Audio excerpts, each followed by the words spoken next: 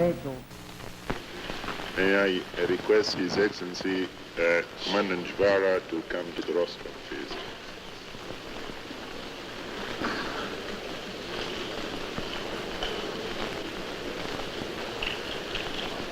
Good evening.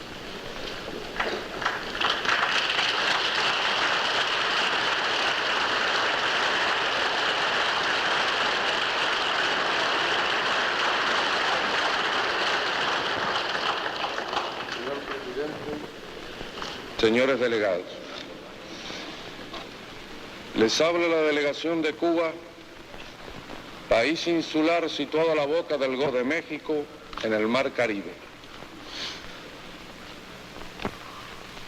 Habla Cuba, además, en su condición de país agredido. Todas estas características son las que han colocado a nuestra nación en los primeros planos de las noticias del mundo entero, a pesar de su pequeñez, de su escasa importancia económica y de su poca población. En esta conferencia, Cuba expresará su opinión a través de los distintos prismas que configuran su peculiar situación en el mundo, pero basará su análisis en su condición más importante y positiva, la de un país que construye el socialismo. En su condición de latinoamericano y subdesarrollado, se unirá a las demandas principales de los países hermanos y en su condición de agredido, denunciará desde el primer momento todas las maquinaciones tramadas por el aparato de coerción del poder imperial de los Estados Unidos de América. Anteponemos como introducción estas palabras explicatorias porque nuestro país considera imprescindible definir exactamente los alcances de la conferencia, su significado y su posible trascendencia. Llegamos a esta reunión 17 años después de realizada la conferencia de La Habana, en la cual se pretendía efectuar un ordenamiento del mundo de acuerdo con los intereses competitivos de las potencias imperialistas. A pesar de que Cuba fue país sede de aquella conferencia, nuestro gobierno revolucionario no se siente comprometido lo más mínimo por el papel que jugara un gobierno dependiente de los intereses imperialistas, ni tampoco por el contenido ni alcance de aquella llamada Carta de La Habana. En esa conferencia y en la anterior de Bretton Woods se originaron una serie de organismos internacionales cuya acción ha sido nefasta para los intereses de los países dependientes del mundo contemporáneo. Y aunque los Estados Unidos de América no ratificaron la Carta de La Habana en virtud de considerarla demasiado atrevida, los diversos organismos crediticios y financieros internacionales y el Acuerdo General sobre Aranceles Aduaneros y Comercios, resultados concretos de aquellas dos reuniones, han demostrado ser armas eficientes de la defensa de sus intereses y más aún armas de ataque contra nuestros países. Las agresiones de los Estados Unidos a Cuba se iniciaron prácticamente apenas triunfada la revolución. En su primera etapa se caracterizaron por ataques directos a los centros productores cubanos. Posteriormente, estas agresiones se caracterizaron por medidas dirigidas a paralizar la economía cubana. Se trató de privar a Cuba a mediados de 1960 del combustible necesario para el funcionamiento de sus industrias, sus transportes y sus centrales eléctricas. Por presión del Departamento de Estado, las compañías petroleras norteamericanas independientes se negaron a vender petróleo a Cuba o a facilitarle buques tanques para el traslado de aquel. Poco después se trató de privarla de las divisas necesarias para su comercio exterior. Existe además la posibilidad de que algunos países subdesarrollados exporten manufacturas a los países socialistas e incluso de que se hagan acuerdos a largo plazo para lograr el mejor aprovechamiento de las riquezas naturales de algunos pueblos y la especialización en determinadas ramas industriales que les permitan participar en el comercio del mundo como países productores de manufactura. Todo ello se pudiera complementar mediante el otorgamiento de créditos a largo plazo para el desarrollo de las industrias o ramas industriales de que hablábamos. Pero debe considerarse siempre que hay ciertas medidas en las relaciones entre los países socialistas y los países subdesarrollados que no pueden ser tomadas unilateralmente.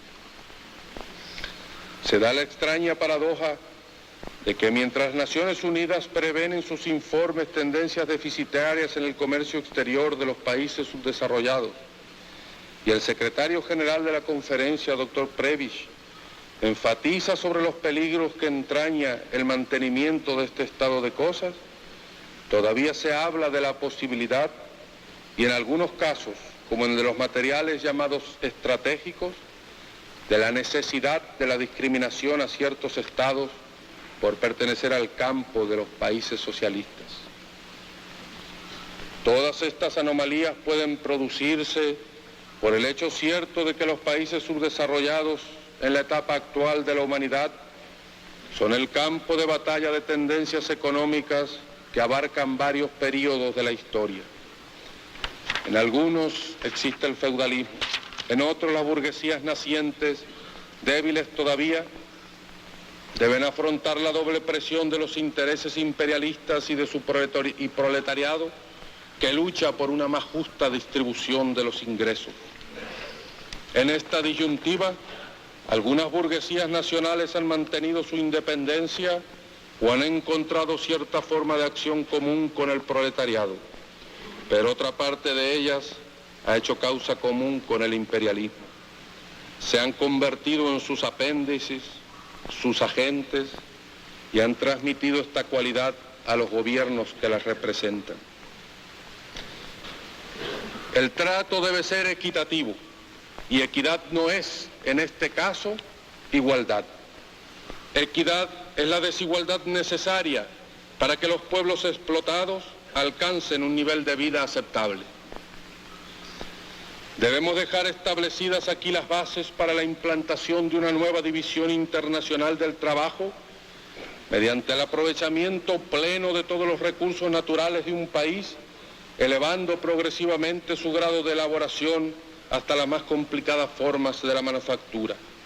Igualmente, la nueva división del trabajo deberá lograrse a través de la restitución de los mercados para los productos tradicionales de exportación de los países subdesarrollados, que le han sido arrebatadas por las medidas artificiales de protección y estímulo a la producción de los países desarrollados, y una participación justa en los futuros aumentos del consumo.